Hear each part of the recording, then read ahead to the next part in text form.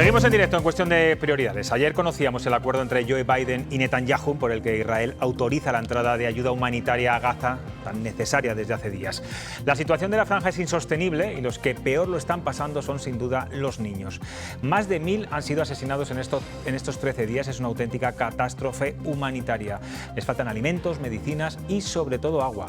UNICEF denuncia que los palestinos se están viendo obligados a beber la del mar y también agua sucia de los pozos, lo que, bueno, se pueden imaginar, incrementa el riesgo de enfermedades.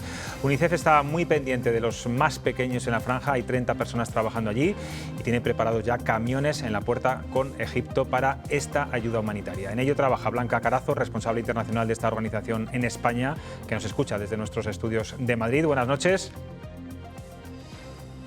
Hola, buenas noches. Bueno, cuéntenos, ¿qué se está encontrando UNICEF en Gaza? ¿En qué condiciones están ahora mismo los miles de niños que tratan de salir de la franja?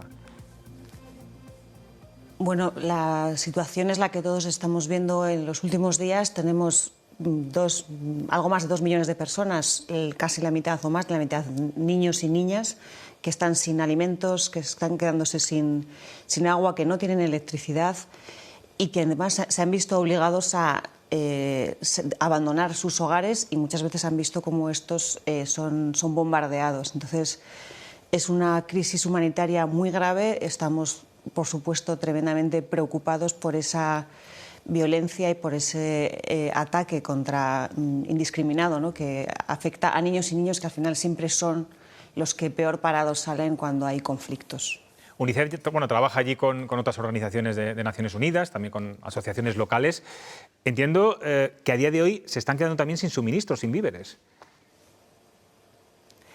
Sí, de hecho, pues tenemos testimonios de nuestros compañeros que ya a nivel más personal, o sea, su planteamiento es: mi objetivo mañana es salir a buscar agua para mi familia. O sea, ya ni siquiera podemos, está siendo muy difícil el atender a todos los niños y niñas que lo necesitan, incluso pues a la propia supervivencia de nuestros trabajadores y de sus familias, que también tienen niños y niñas.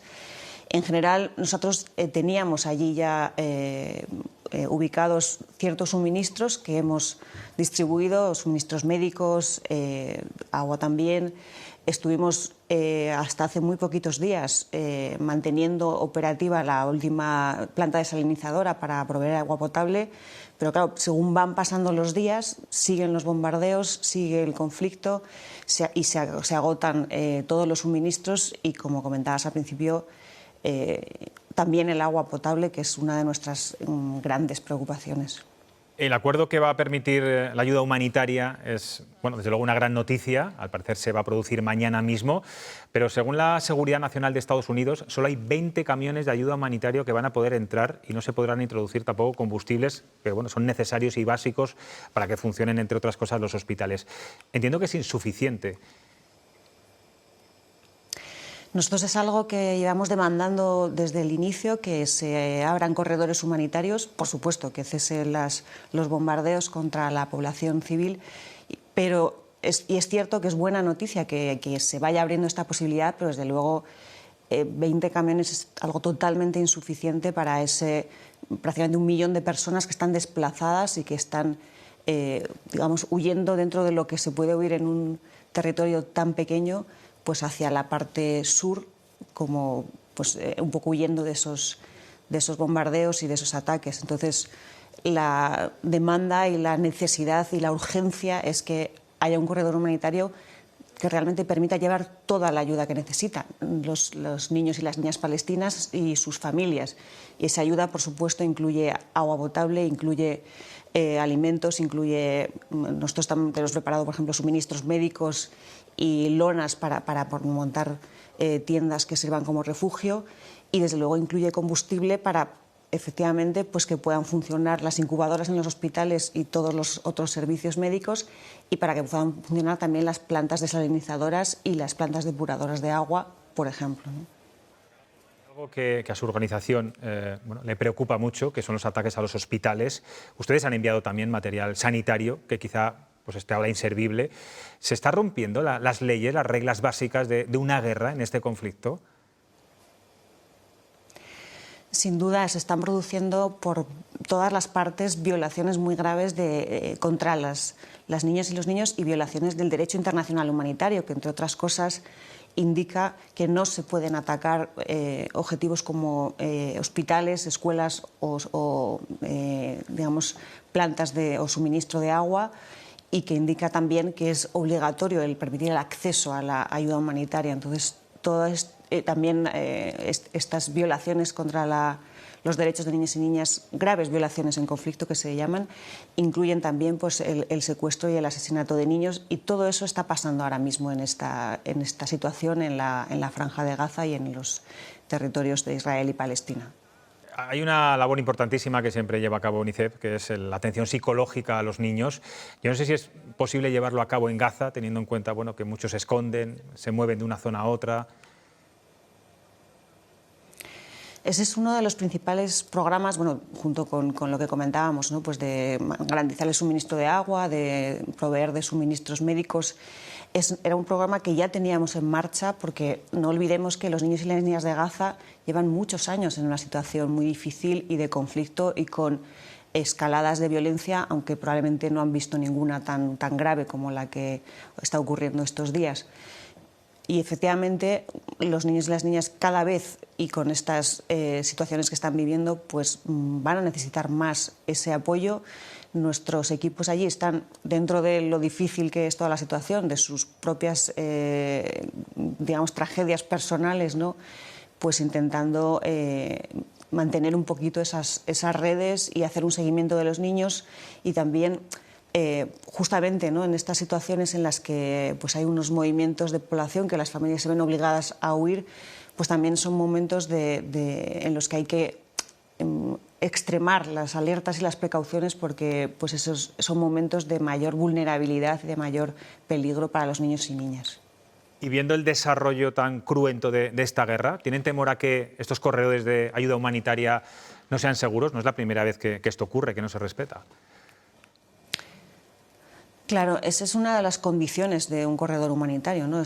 La definición es que es una ruta que debe permitir el acceso seguro de ayuda humanitaria y que esa ayuda humanitaria llegue a la población que la necesita.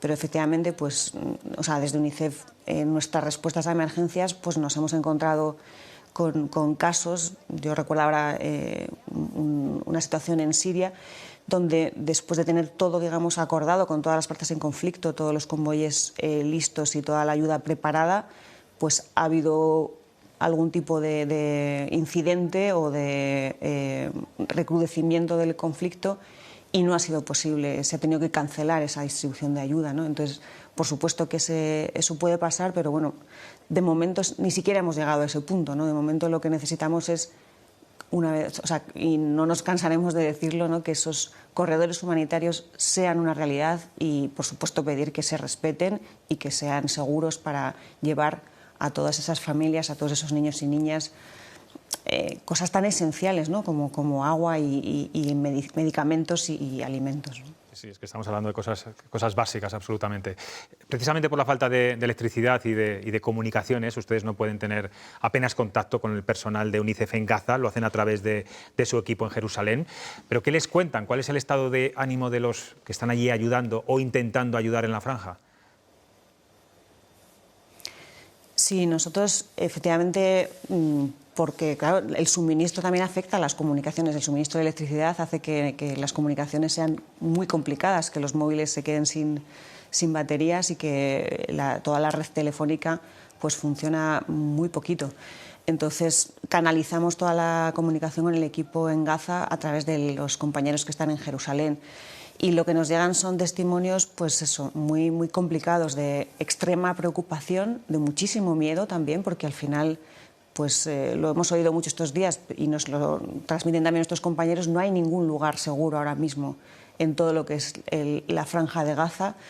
Por lo tanto, pues eso, tenemos prácticamente todo el equipo ya desplazado hacia el sur, muchos de ellos con sus familias. Teníamos un compañero que nos hablaba que se han tenido que abandonar su casa con su mujer, sus 5 hijos, que afortunadamente están todos vivos, pero que pues ahora mismo están en un lugar donde conviven 17 personas un lugar bastante pequeño y donde no tienen suministro de agua, por ejemplo. Entonces, esa es la situación y desde ahí pues también pues la preocupación, ¿no?, por ver cómo esto pasan los días y la situación está cada vez peor y cómo hay tantos niños, tantas niñas pues que no pueden recibir un tratamiento médico, que se van quedando sin agua, que como el riesgo de esas enfermedades por deshidratación o por consumir agua en mal estado puede dispararse, y también la impotencia, ¿no?, de ellos, y que pues por supuesto sentimos todos desde UNICEF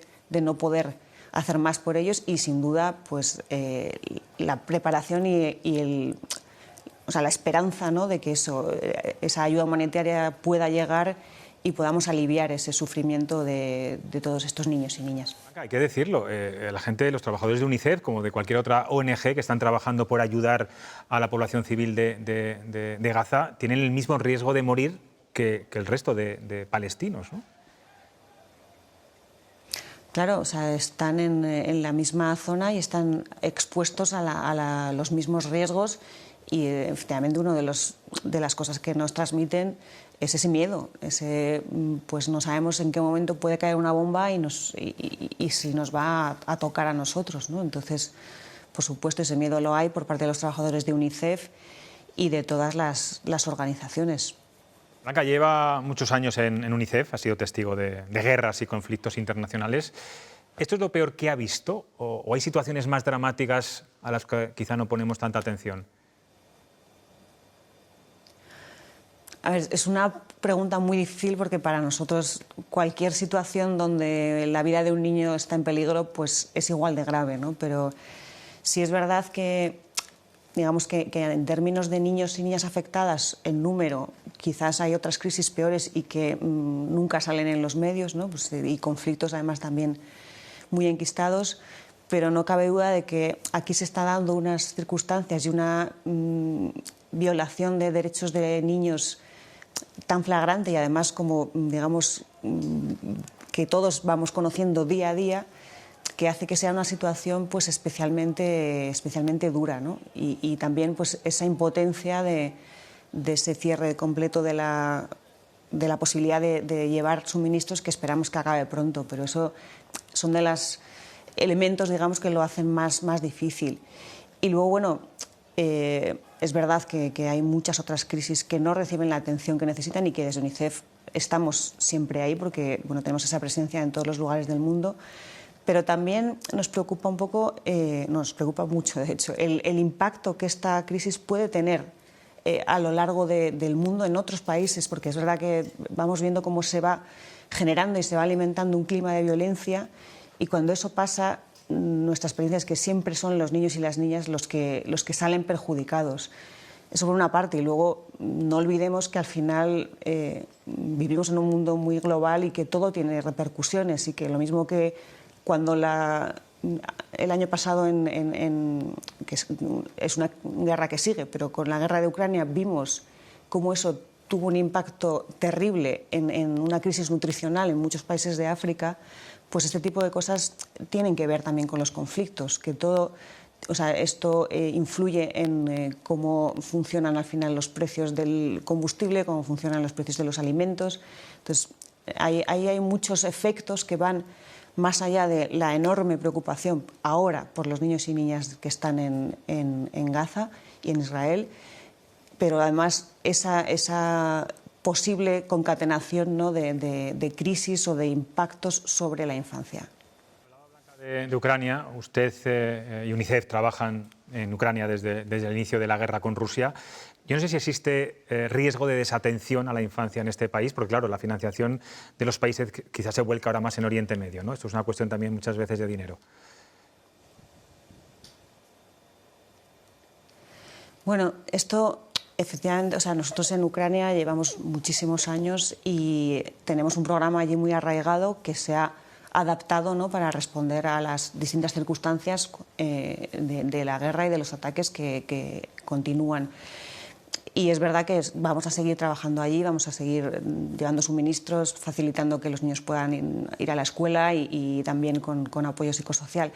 Pero sin duda esto todavía bueno, lo tendremos que ver, pero está claro que cuando hay un foco mediático en una crisis se olvidan muchas veces las demás, ¿no? y se van, y eso influye también sobre los recursos que están disponibles para atender a los niños que están en un lugar o están en otro, ¿no? Entonces, nosotros también nosotros tenemos la misión de proteger a los niños y las niñas estén donde estén, y sobre todo a aquellos que están en situaciones tan difíciles como siempre que hay un conflicto. Entonces, nosotros hacemos todo lo posible por mantener nuestros programas y por dar respuesta a esos niños y niñas que estén en Gaza, estén en Ucrania o estén en República Democrática del Congo, que son pues lugares donde sufren las consecuencias de los conflictos.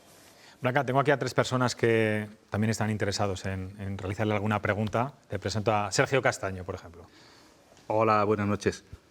Yo quería profundizar en una cuestión con respecto a los niños. Yo hace unos años conocí a una joven que su vida había estado marcada por la guerra de Yugoslavia, y el sentimiento de esta joven hacia todo lo que había sucedido durante la guerra, pues se le notaba en su día a día, en las consecuencias que había tenido a la hora de no haber podido estudiar, de haber tenido que emigrar de su país. Y mi pregunta es, ¿qué consecuencia tiene un conflicto de estas características en los niños, y si puede terminar generando un odio de por vida, en el caso de Gaza, hacia la población israelí? Este es un tema que trabajamos mucho en diferentes conflictos, y tiene que ver con generar una cultura de paz y con eso que hablábamos antes del tratamiento psicológico. Es importantísimo que los niños y las niñas, cuanto antes, a ser posible, en el momento en que están sufriendo, digamos, una situación traumática, una situación de conflicto, o también pues, a veces lo vemos en situaciones de desastre, es importantísimo que eso se pueda abordar y se pueda curar de alguna manera, ¿no? Porque si no es cierto, y de hecho pues eso lo vemos en algunos países, sobre todo en conflictos que tienen de muy larga duración, que es fácil para los niños, para las niñas, sobre todo ya cuando llegan a la adolescencia, pues caer en la desesperanza, caer en no tener perspectivas de futuro, y que eso les pueda llevar pues, en un momento dado a radicalizarse o a integrar incluso grupos armados como la única salida posible que ven ante una situación y una vida de privaciones y de falta de oportunidades. Eso efectivamente es una situación que se puede dar. También, afortunadamente, nos encontramos todo lo contrario, ¿no? Nosotros en UNICEF decimos que la suerte que tenemos es que trabajamos con niños y que nos enseñan cada día, ¿no? Y sí que vemos este palabra que se ha puesto un poco, escuchamos desde hace unos años, que es la resiliencia, ¿no? Que tienen los niños, esa capacidad de, en las situaciones más difíciles, sobreponerse y salir adelante y sacar lo mejor de sí mismos. Y entonces, eso también lo vemos en niños y en niñas que han pasado por situaciones durísimas y que luego se han convertido en activistas por la educación de las niñas. Estoy pensando ahora mismo en una chiquita, bueno, en Malala, por ejemplo, por supuesto, que todos conocemos, o en una chiquilla que es de Siria, que fue refugiada en Jordania.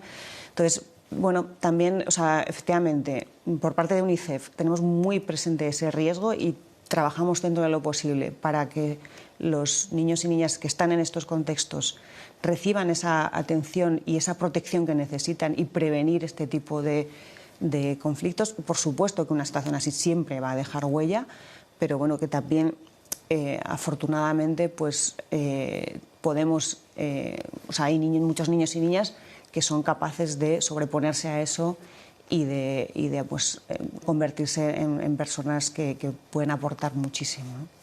Reconducir, ¿no?, ciertos sentimientos y ciertas actitudes. Le va a preguntar ahora la periodista Rosa Fuentes. Buenas noches, Blanca. Le voy a hacer una pregunta un poco más o bastante más materialista de la que hizo Sergio. Una vez que estalla un conflicto, UNICEF, ¿cuánto tiempo tarda en organizarlo todo para que todo esté dispuesto para salir, para llegar la ayuda? ¿Y cuántas personas intervienen en un proceso de estas características? Vale, a ver, esto depende muchísimo de cada contexto. Nosotros entre comillas, ventaja que tenemos es que ya tenemos presencia en prácticamente todos los países del mundo. Tenemos equipos allí y tenemos redes, porque al final lo importante no es solamente la gente o el equipo que trabaja directamente en UNICEF, sino todas las organizaciones, normalmente la sociedad civil o otras organizaciones de Naciones Unidas con las que trabajamos. Cuando está en un conflicto, o sea, hay recrudecimientos y puede haber cosas más sorprendentes, pero normalmente, digamos que hay una situación ya de tensión durante un tiempo que nos lleva a estar prevenidos, digamos, ¿no? Entonces, en este tipo de contextos, o sea, UNICEF de manera casi constante pues va haciendo un poco evaluación de la situación, y más en contextos que consideramos más frágiles o con mayor riesgo de que estallen conflictos. Entonces, en esos contextos normalmente tenemos ya almacenados, como ocurría, por ejemplo, como comentaba en Gaza, ciertos suministros de emergencia, que pueden incluir desde pastillas potabilizadoras de agua hasta suministros médicos, lonas para lo que decía antes, para tiendas de campaña o para hospitales de campaña, kits que tenemos para justamente la parte de atención psicológica a niños y niñas. Entonces, suele haber ya una serie de elementos en esos lugares, pero luego es verdad que cuando está en conflicto tenemos que adaptarnos de forma muy rápida, ¿no?, a la situación.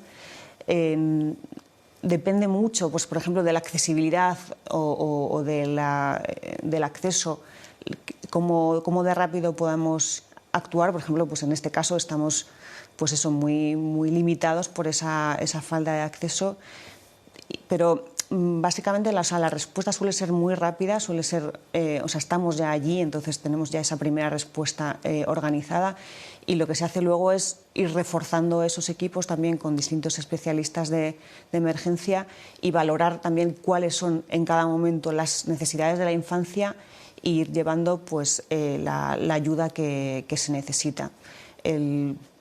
Esa sería un poquito la forma de trabajar de UNICEF en este tipo de contextos. Interviene ahora Alfredo Fernández.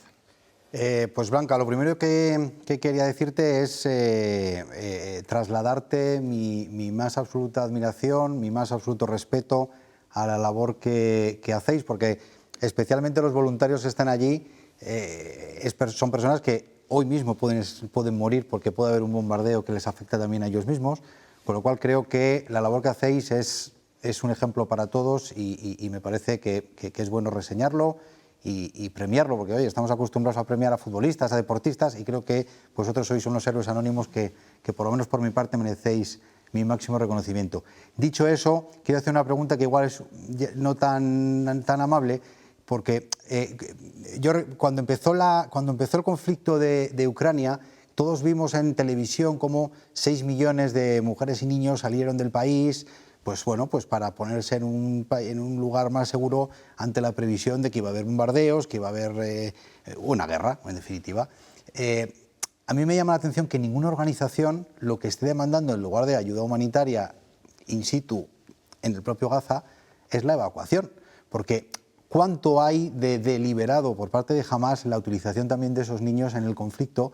Pues precisamente porque lo que buscan también en parte pues es el mayor dramatismo o la mayor sensibilización, precisamente porque las víctimas son niños. Es decir, ¿por qué no lo que se propone es lo que sucede en cualquier guerra, en cualquier parte del mundo? Iba a decir una guerra civilizada, partiendo que evidentemente ninguna guerra es civilizada, ¿no? Pero ¿por qué no se propone una verdadera solución, que es que se evacúen los niños de una zona de conflicto donde hay una guerra, donde hay bombardeos?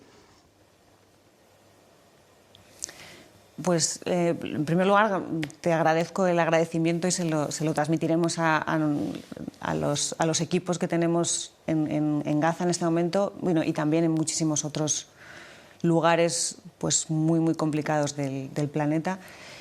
Y efectivamente, de hecho, en los corredores humanitarios, te agradezco la pregunta porque, de hecho, el corredor humanitario como concepto tiene esas dos propuestas. Una es que pueda llevarse acceso humanitario y otra es que pueda salir la población civil. Es cierto que en este contexto no se está abordando esa parte porque realmente también hay que valorar un poquito la situación de la que venimos en Gaza. Quiero decir, esa circulación de personas de Gaza ya estaba limitada antes de todos estos ataques. De hecho, algunas veces se ha descrito que Gaza como la prisión al aire libre más grande del mundo, ¿no? Entonces, no es que esa sea razón para no pedir esta posibilidad, pero sí es verdad que es un contexto tremendamente delicado, tremendamente difícil, y que a veces, y esto, siento decirlo así, pero a veces tenemos que adaptar un poquito las demandas al contexto y a lo que es prioritario, ¿no? Y en este momento la prioridad es, por supuesto, sería lo ideal sacar a esos niños, a esas familias de allí, pero eso sabemos que no va a pasar, por lo menos en el corto plazo. Entonces, queremos centrarnos y seguimos centrándonos en pedir el cese de los ataques y en pedir el poder llevar a esos niños y esas niñas esa ayuda absolutamente urgente. Pues Blanca Carazo, muchas gracias, pero sobre todo gracias por esa labor impagable, como decía usted misma, que llevan años y años haciendo en muchos países del mundo, en conflictos, países muy pobres. Desde luego, mucho ánimo también a los 30 compañeros de UNICEF que están trabajando en la Franja de Gaza estos días y que ojalá a partir de mañana de verdad puedan hacer esa labor tan encomiable que es esa ayuda humanitaria que necesitan tanta gente inocente. Gracias por atendernos, de verdad. Muchísimas gracias.